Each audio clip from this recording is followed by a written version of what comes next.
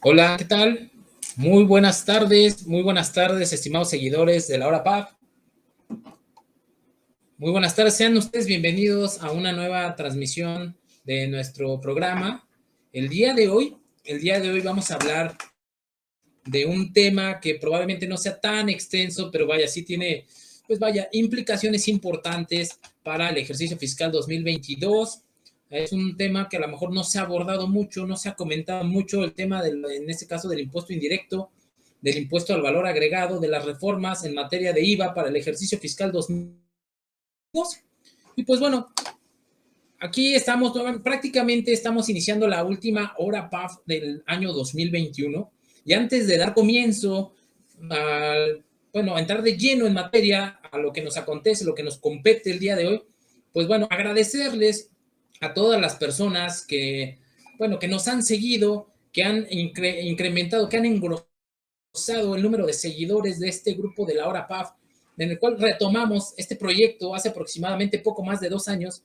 Y bueno, ya tenemos más de 7,000 seguidores en este grupo. Les agradecemos de verdad, de manera muy sincera, el compromiso, el seguimiento que nos han dado, la posibilidad de darle continuidad a estos programas, atendiendo a temas de novedad, invitando a diversos expositores a ser parte de este programa que, bueno, al día de hoy ha sido muy, pues vaya, nos ha servido para tener interacción con nuestros seguidores, con nuestros suscriptores, con todas aquellas personas que son parte de nuestra comunidad.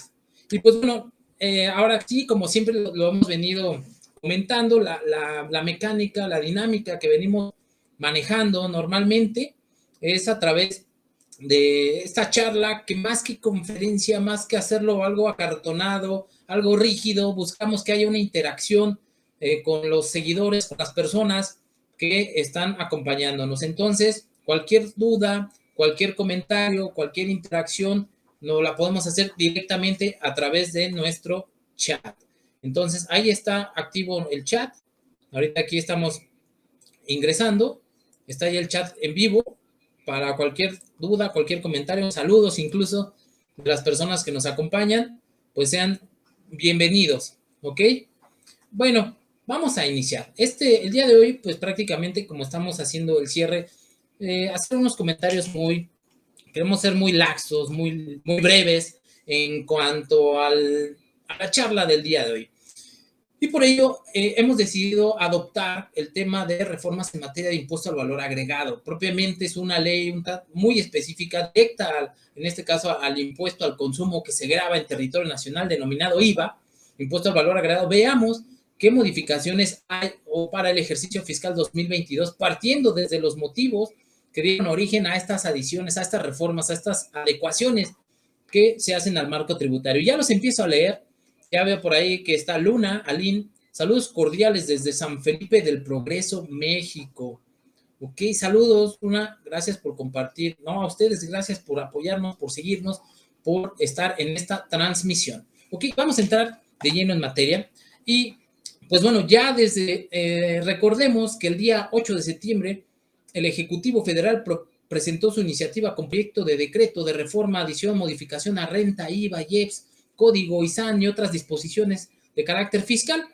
Y posteriormente, después de haber agotado el proceso legislativo, el día 12 de noviembre, finalmente se publica ya no el proyecto, sino el decreto por el que forman, adicionan y derogan diversas disposiciones a renta, IVA, IEPS, Código Fiscal, ISAN y otras disposiciones relativas para el ejercicio fiscal 2022. Entonces, veamos estos cambios, estos breves cambios en materia de impuesto al valor agregado, que si bien no son muchos, pues vaya, sí son sustantivos, y más por ahí haciendo un preámbulo, un comentario o comentarios introductorios de los cambios en materia de impuesto al valor agregado, algunas precisiones en cuanto al gravamen de los productos destinados a la alimentación.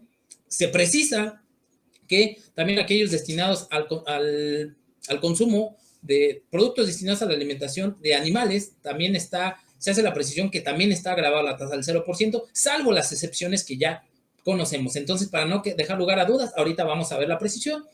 Lo de los productos de gestión menstrual, que para las mujeres, por ahí ya se venía solicitando, se venía gestando ya desde hace algunos ejercicios, algunos años. Por ahí recuerdo que hubo algunas manifestaciones de parte de grupos de mujeres en el cual, bueno, se expresaba que hay comunidades, que hay sectores más desfavorecidos y que, bueno, son productos de primera necesidad para el género femenino, ¿verdad? Aquellos productos de gestión menstrual. La imperiosa necesidad de no de determinar, sino de prever cuáles son aquellos actos o actividades no objeto del impuesto al valor agregado, que son distintos de los exentos, que son distintos de los tasa cero, sino los no objeto, aquellos que no engloban en el hecho imponible previsto en el artículo 1 de la ley de la materia. Por ahí algunos otros requisitos del acreditamiento. Precisamente lo que se busca limitar, lo que se busca restringir es el acreditamiento en materia de impuesto al valor agregado cuando se realicen compras, se hagan gastos, importaciones de productos que se destinen a actividades que no sean objeto. Ahorita lo vamos a comentar. Eso, lo del requisito del acreditamiento del IVA pagado en la importación, que debe de venir el pedimento aduanero a nombre del contribuyente que pretende acreditarse el IVA pagado en la importación. La precisión también en el caso del uso o goce temporal de bienes, cuando se considera que se otorga o que se goza en territorio nacional. Ahorita vamos a comentar esto a modo de preámbulo, les indiqué, pero ahorita vamos a ir viendo cada uno de estos puntos para que veamos qué modificaciones, qué adecuaciones al marco normativo en materia de impuesto al valor agregado se van a entrar en vigor a partir del ejercicio fiscal 2022. ¿Ok? Buenas tardes, Miguel Martínez. Saludos desde Matías Romero, Oaxaca. Buenas tardes, Miguel. Bienvenido a la hora PAF. Entonces, vamos a empezar por el principio. Y desde la exposición de motivos, vamos a ver, fíjense, las láminas que les voy a presentar es una relativa a la exposición de motivos de la modificación, reforma, adecuación, adición de que se trate y posteriormente el texto legal, como ya quedó en el decreto que se publicó el día 12 de noviembre de este año. Entonces, dentro de la propuesta presentada por el Ejecutivo, se propuso la tasa del 0% en alimentos para animales. Vaya, no es algo que sea novedoso, que sea nuevo, sino más bien aquí lo que pretenden hacer es dar una mayor certeza jurídica al pagador de impuestos, al contribuyente, a efecto de precisar que la tasa del 0% de los productos destinados a la alimentación no es exclusiva de los humanos. Porque así señala al día de hoy el artículo 2A, en su fracción primera, señala que dentro de las enajenaciones se encuentran a la tasa del 0% los productos destinados a la alimentación, pero no hace ninguna distinción la ley, y donde la ley no distingue no tenemos por qué hacerlo nosotros. No obstante, el legislador considera pertinente hacer la precisión que se propuso en su momento, cuando estábamos hablando de la iniciativa. Como les comenté, vamos a partir de la iniciativa y luego ver cómo quedó la porción normativa de que se trate. Se propuso reformar el inciso B de la fracción primera del artículo 2A, que es el que prevé los actos o actividades que se encuentran a la tasa del 0%, para hacer mención que dicha tasa les es aplicable a los productos destinados a la alimentación de humanos y animales, con las salvedades que señala el propio inciso, ¿verdad? Entonces, ¿cuáles son esas salvedades?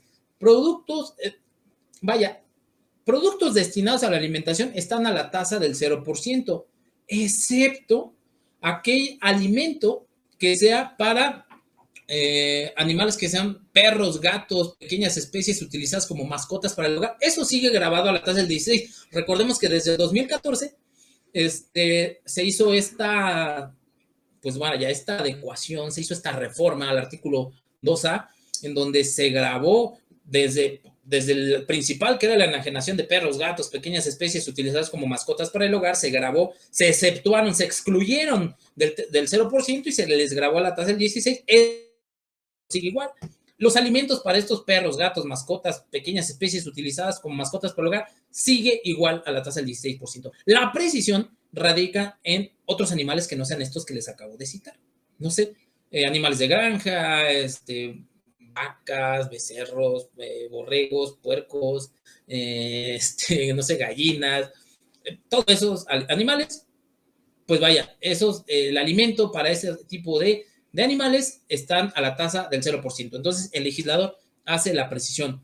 Vaya, continuando, con el tema relativo a la tasa del 0%, lo que les comentaba, lo de los productos de gestión menstrual, ¿no? Atendiendo a que que son productos de primera necesidad para las mujeres, bueno, se propuso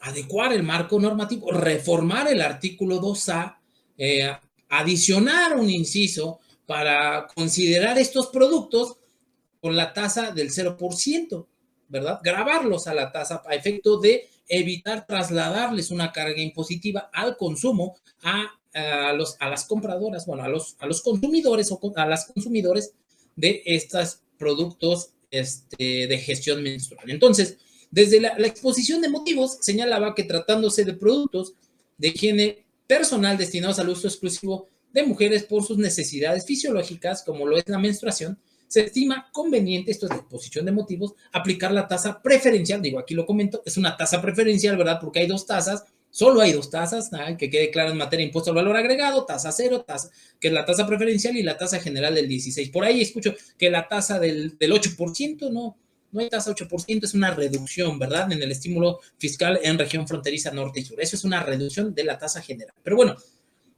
se propone aplicar esta tasa preferencial del 0%, o se propuso, ¿verdad? En su momento, porque ahorita el 12 de noviembre ya se publicó el decreto, para la adquisición de productos como toallas sanitarias, tampones o copas menstruales, pues se trata de productos de primera necesidad para las personas del género femenino. Por lo tanto, se propuso, y obviamente esa propuesta prosperó, adicionar el inciso J al artículo 2A de la Ley del Impuesto al Valor Agregado, el cual versa sobre los actos o actividades que se encuentran sujetos a la tasa del 0%. Entonces tenemos artículo 2A, y aquí está la porción normativa, como viene ya en el decreto del 12 de noviembre, y vemos cómo en ese artículo 2A, fracción primera, donde nos indica qué naciones van a estar a la tasa del 0%, nos dice medicinas de patente, productos destinados a la alimentación humana y animal.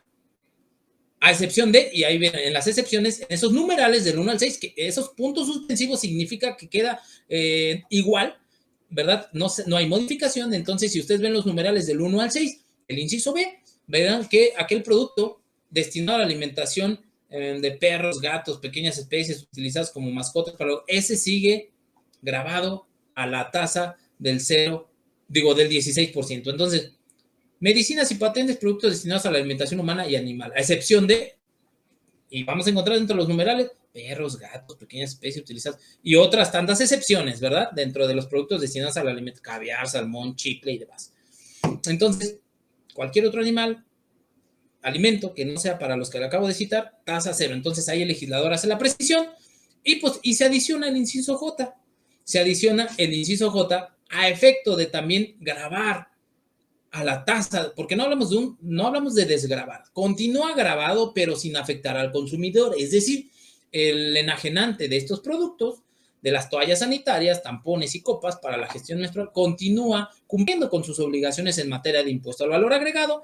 No obstante, al enajenar este tipo de bienes, lo tendrá que hacer a la tasa del 0% para no afectar al consumidor, ¿vale? Entonces, ahí está. Toallas sanitarias, tampones y copas para la gestión menstrual a partir del ejercicio fiscal 2022 a la tasa del 0%.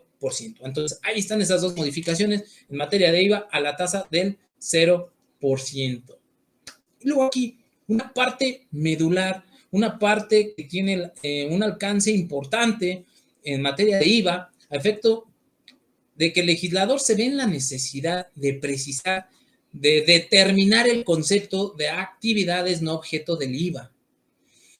Es decir, ¿cuáles son aquellos actos o actividades que no se ubican, que no se encuadran, que no se posicionan en el hecho imponible previsto en el artículo primero de la Ley del Impuesto al Valor Agregado? Ya no hablamos de tasa cero, ya no hablamos de exenciones, sino que hablamos de actos o hablamos de actividades donde el contribuyente no se ubica en el hecho imponible del artículo primero de la ley del IVA. Es decir, si enajena bienes, probablemente no lo esté haciendo en territorio nacional o esté llevando a cabo alguna actividad que no sea ninguna de las 4 que ahí se indican y por tanto no está sujeto al gravamen. ¿Cuál es la finalidad de determinar, de conceptualizar, legalmente hablando, las actividades no objeto del IVA. Ahorita vemos, ahorita lo comentamos, pero de manera general, les puedo decir que es limitar el acreditamiento de los gastos, de las importaciones, de las compras que se hagan y que se destinen para realizar actividades no objeto de IVA.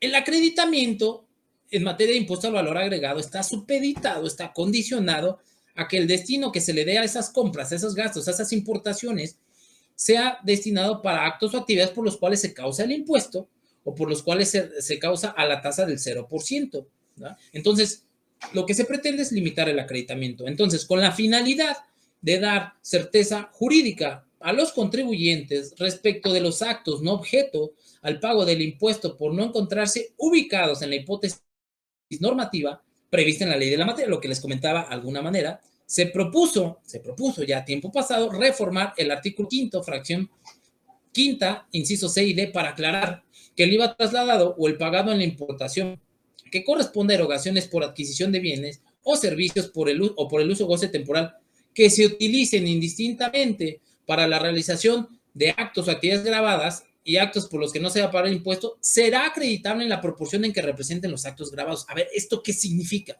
Que el IVA pagado a tu proveedor en una compra, en un servicio, en el uso o goce temporal del bien, cuando tú esa compra, esa inversión, ese gasto, lo destines para la realización de actos o actividades que estén grabados o que estén a la tasa del 0%, procede el acreditamiento de ese IVA. Pero si tú destinas esas erogaciones, esas compras, esos gastos a actos o actividades que no están sujetos al gravamen, o que son no objeto, es decir, o que son exentos o que son no objeto, el acreditamiento no va a ser procedente o vas a poder acreditar únicamente en la proporción que representen los actos o actividades gravados o los que estén a la tasa del 0%. ¿Vale? Esa es la finalidad de definir los actos o actividades no objeto del gravamen. Entonces, veamos cómo queda la porción normativa. Digo, aquí no se alcanza a observar. Ahí está. Perdón. ¿Cómo queda? Se adiciona, se propuso y finalmente aquí está el artículo 4A de la Ley del Impuesto al Valor Agregado, en donde nos define qué es lo que se entiende por actos o actividades no objeto del impuesto, y que son aquellas en las que el contribuyente no realiza en territorio nacional conforme a lo establecidos en los artículos 10, que es enajenación de bienes, 16, que es prestación de servicios en territorio nacional, 21, que es el otorgamiento de uso o goce temporal de bienes en territorio nacional. Es decir, cuando no los realizas en territorio nacional, cuando no enajenas el bien en territorio nacional, cuando no prestas el servicio en territorio nacional, cuando no otorgas el uso o goce temporal de un bien en territorio nacional, estamos ante actos, actividades, objeto del impuesto, por no ubicarse en el hecho imponible del artículo 1 de la ley de la materia, recordando que el impuesto al valor agregado es un impuesto territorial, y para estar sujetos al gravamen, el acto o actividad se debe derivar en territorio nacional. Por tanto, si el acto o actividad se lleva fuera de dicho territorio, pues es un acto o actividad no objeto. Y consecuentemente, el IVA que tú pagues y destines para esas actividades no objeto no será acreditable. Esa es la finalidad de incorporar la definición de qué se entiende por actos o actividades no objeto del impuesto. Asimismo, se considera que son actividades no objeto del impuesto aquellos diferentes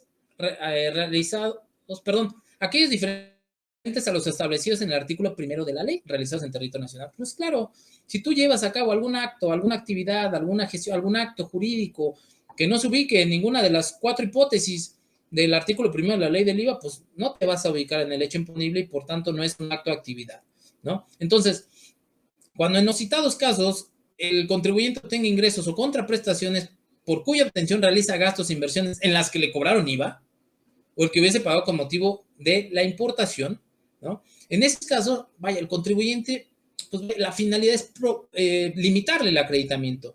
Cuando en esta ley se alude al valor de los actos o actividades a que se refiere este artículo, dicho valor corresponderá al monto de los ingresos o contraprestaciones que obtenga el contribuyente por su realización en el mes de que se trata. Entonces, aquí vas prácticamente el 4A nos define qué son actos o actividades no objeto. ¿Dónde viene la limitante del acreditamiento?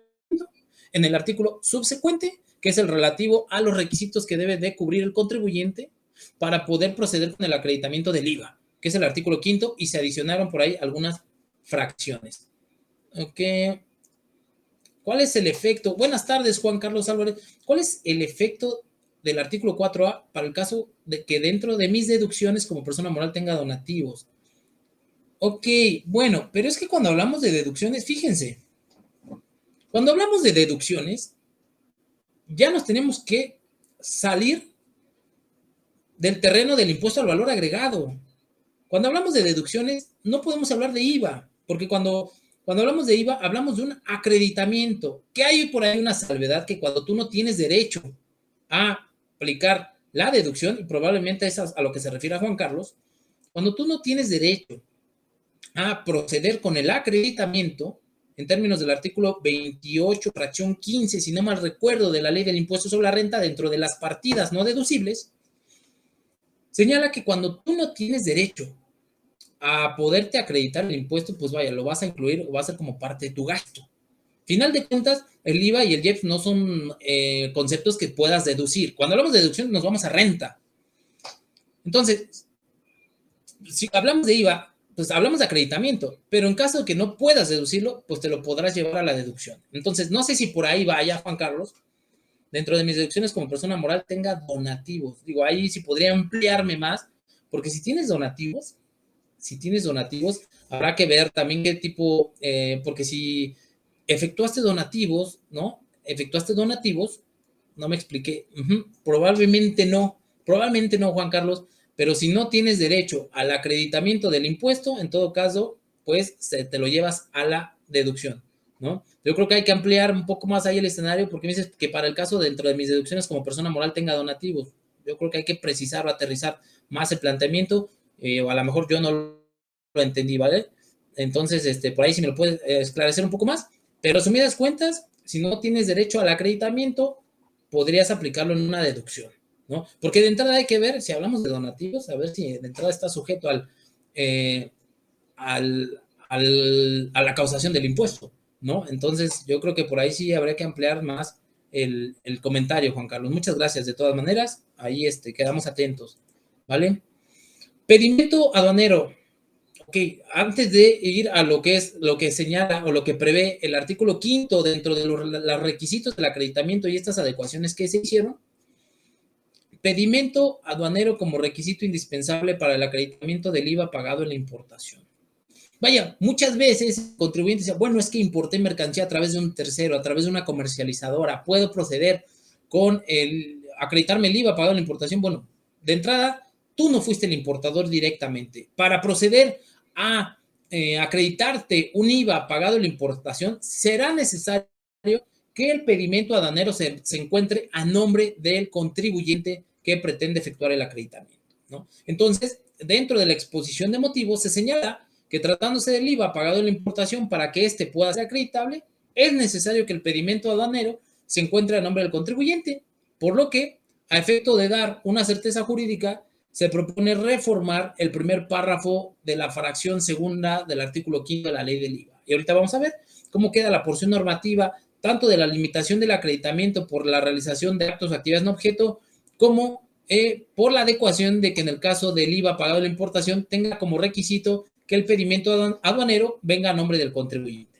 Entonces, aquí señala que para señalar de manera expresa que el pedimento deberá estar a nombre del contribuyente y constar en el citado documento el pago del IVA correspondiente. ¿Cómo queda la porción normativa? Vamos primero a ver la fracción segunda.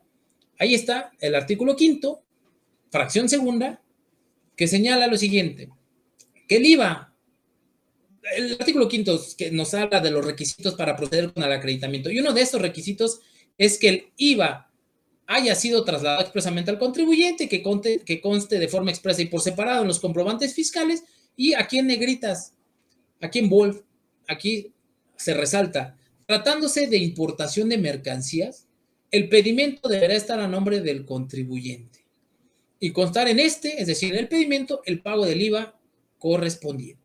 Entonces, ahí está la precisión, la reforma a esta fracción segunda. ¿Qué más? Dentro de los requisitos del acreditamiento, lo que les comentaba, por ahí hay otros incisos también que se adecuaron, inciso C, inciso D, en materia de IVA, dentro de los requisitos del acreditamiento, señala en la fracción quinta, en el inciso B, que cuando el IVA trasladado o pagado corresponde a erogaciones por la adquisición de bienes distintos a las inversiones, por la adquisición de servicios o uso o goce temporal de bienes que se utilicen exclusivamente para realizar actividades por las que no se deba pagar el IVA, incluyendo aquellas a las que se refiere el artículo 4A, es decir, las no objeto. Dicho impuesto no será acreditable.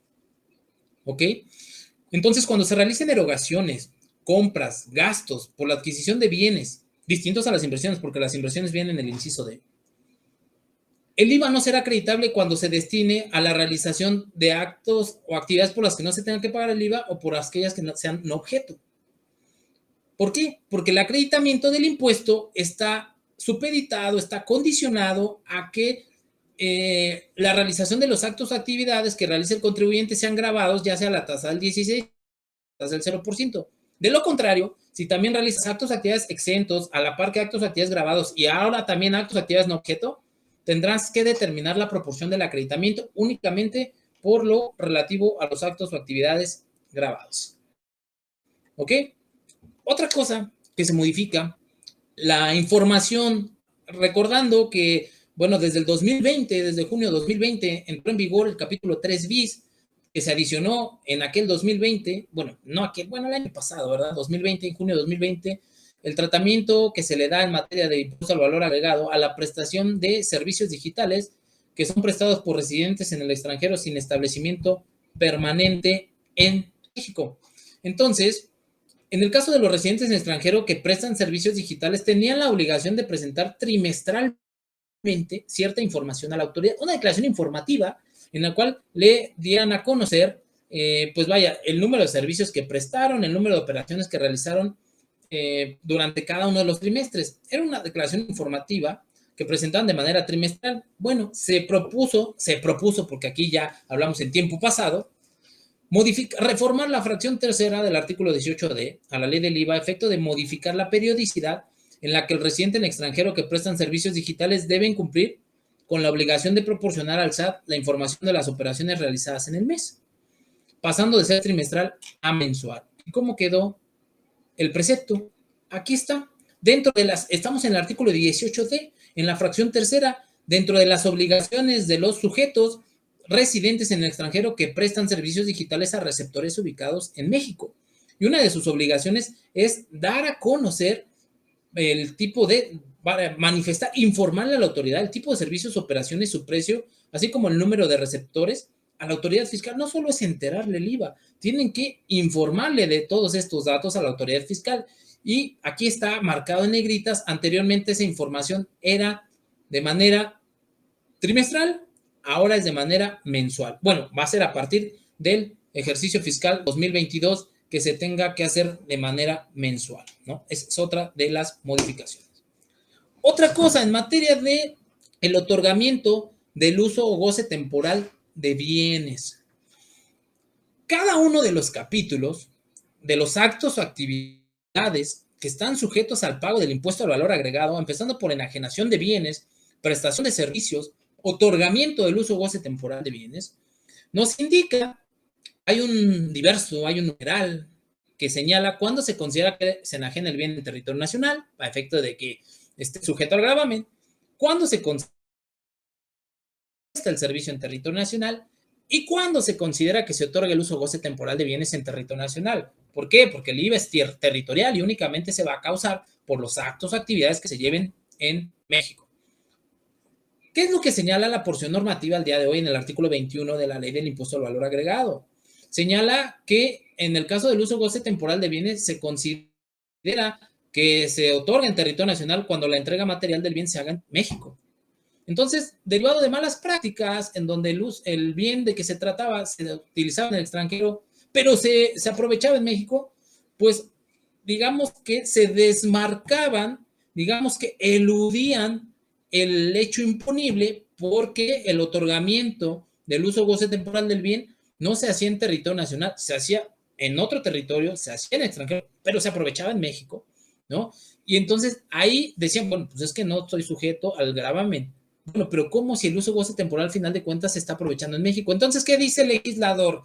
Bueno, en lugar, para efecto de evitar una mala interpretación, una mala práctica y no estar desgravando del impuesto al consumo el uso goce temporal de bienes, no importa dónde se haga la entrega material, lo que importa es que el uso goce temporal del bien de que se trate se haga en México. Con eso bastará para que esté sujeto al gravamen y para que se considere otorgado en territorio nacional. Entonces, se propuso reformar el artículo 21 de la ley del IVA a efecto de dar una certeza jurídica con respecto a la hipótesis en la cual se considera que el uso goce temporal de bienes se lleva a cabo en territorio nacional para estar sujeto al gravamen, siendo cuando en dicho territorio se haga el uso goce temporal del bien, con independencia del lugar donde se haga la entrega material. Es decir, se reforma el artículo 21 para precisar que con independencia donde se haga la entrega material del bien de que se trate, el uso goce temporal del bien tiene, con que se haga en territorio nacional, estará sujeto al gravamen, y así queda el artículo 21 que entra en vigor para el 1 de enero del 2022, el cual señala que para los efectos de esta ley se entiende que se concede el uso goce temporal de un bien tangible en territorio nacional cuando en este se realiza su uso goce. Esa es la premisa, esa es la condición principal, con independencia del lugar de su entrega material o la celebración del acto jurídico que le dé origen. Ahora sí, que para considerar que, que el otorgamiento del uso goce temporal está sujeto al pago del impuesto, no importa dónde se haga la entrega material del bien, no importa dónde se suscribe el contrato o el acto jurídico que le da origen a, si el aprovechamiento del bien de que se trata se hace en territorio nacional, pues estará sujeto al pago del impuesto. ¿Ok? Entonces, ahí hay algunas precisiones, algunos cambios que realmente son pocos, pero sustanciosos, al menos en la parte relativa a los actos o actividades no objeto, los cambios en materia de impuesto al valor agregado. Bueno, comentarles algo respecto de, porque también en materia de impuestos indirectos hay algunos cambios en materia de IEPS, ¿verdad? Algunas adecuaciones, principalmente en materia de enajenación de bebidas alcohólicas. Y antes de concluir con la presentación del día de hoy, quiero hacerles un exhorto, queremos invitarlos a que sean partícipes del curso que vamos a tener de las reformas fiscales, nuevos mecanismos de tributación y fiscalización para el ejercicio fiscal 2022. Vamos a tener un curso el día viernes, el día 17 de diciembre. Ahí están los participantes que vamos a estar presentes ese día para la realización de este evento, que tiene lugar el día viernes 17 en un horario de 9 de la mañana a las 3 de la tarde, y que nos van a estar acompañando el maestro Vicente Ortiz Justiz, el doctor Juan Raúl López Villa y un servidor. Vamos a estar abordando renta, IVA, IEPS, Código Fiscal de la Federación, Ley de Ingresos de la Federación, y cuando nos referimos a estos nuevos mecanismos de tributación, pues referimos a estos nuevos esquemas que entrarán en vigor a partir del ejercicio fiscal, hablando principalmente en materia de impuestos sobre la renta. Por ahí también he recibido algunos comentarios, algunas dudas de las implicaciones o los alcances que tendrá el nuevo régimen simplificado de confianza en materia de impuesto al valor agregado. Ese día también lo vamos a comentar. Vamos a ver si hay que hacer alguna precisión, alguna adecuación, o si simple y sencillamente el tratamiento de IVA sería totalmente independiente. ¿Ok? Y donativos no están incluidos ahí. ¿Ok? Leo sus comentarios. Ernesto Zúñiga, los donativos por lo general son exentos o son no deducibles. Aquí más bien es para los ingresos donde se ve el artículo 4A. Los donativos son un objeto porque no están incluidos en el artículo primero. Ok, cuidado. No, es que es que el artículo primero, Juan Carlos, dentro de los actos o actividades que están sujetos al pago del gravamen, al impuesto, habla de enajenación de bienes. La enajenación en términos del Código Fiscal de la Federación es toda transmisión de propiedad. Cuando hablamos de un donativo, pues sí podríamos estar en la presencia de una transmisión de propiedad.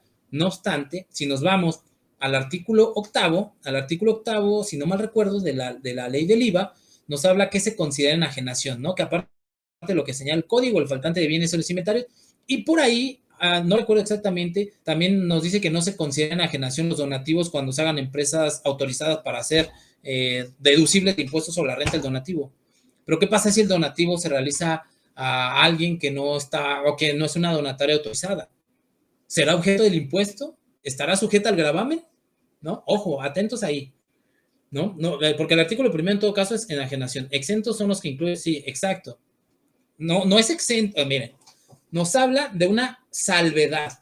El artículo octavo, hay que ver el artículo octavo, no recuerdo si es el segundo párrafo. Dice que no se consideran los donativos cuando sean realizados a las donatarias autorizadas. Pero ¿qué pasa? Si ese donativo, si esa transmisión de propiedad se hace a una donataria no autorizada, es una enajenación, es una transmisión de propiedad. ¿No hay una contraprestación? Sí, lo entiendo.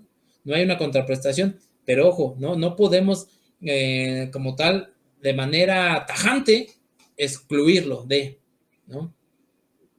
Ok, donataria autorizada, es correcto. Cuando es donataria autorizada, está exceptuado, sería no objeto, estaría exceptuado, sería una salvedad. Por ahí viene en el segundo párrafo, creo, no recuerdo bien, ¿verdad? No lo tengo ahorita, pero viene el artículo 8 de la ley del IVA. ¿Ok? Es correcto, Juan Carlos, es correcto. Coincido, concuerdo. Entonces, ahí está el exhorto, ahí está la invitación, ahí están los costos para los suscriptores, para los no suscriptores, los teléfonos, para que se puedan poner en contacto aquí o pueden buscarnos en internet, Casia Creaciones o Revista PAF, y podrán encontrar los medios de contacto para acompañarnos en este evento que vamos a tener el día viernes de reformas fiscales, nuevos mecanismos de tributación y de fiscalización. Ahí está la invitación, ahí está el exhorto y como siempre, bueno, les hago también la invitación a que formen parte del grupo de suscriptores de Revista PAF oficial, de nuestra Revista PAF, a efecto de que, pues de manera quincenal les llegue su revista, les lleguen promociones exclusivas, contenido exclusivo, notas relevantes, precios preferenciales, eventos fiscales y bueno, ahí están las modalidades impresa, electrónica, ahí están los datos de contacto para que se pongan, ahí está nuestro equipo de ventas que les pueden apoyar a que formen parte de nuestro grupo de suscriptores. casiacreaciones.com.mx, ahí nos pueden encontrar o Revista PAF, ¿vale? Y pues no me queda más que agradecerles nuevamente el acompañamiento que tuvimos durante este año, nuevamente un año muy complicado, muy difícil, atípico, y bueno, cada año es totalmente distinto, más similar o más parecido al anterior, pero bueno, ya adecuándonos, ya adaptándonos, ya ahora sí que, pues bueno, atendiendo a esta nueva realidad. Muchas gracias, comentarles que esta es la última hora PAF de este año, y pues les deseamos la mejor de la salud, les deseamos mucho éxito y pues nos estaremos viendo primeramente Dios el siguiente año. Hasta la próxima, cuídense.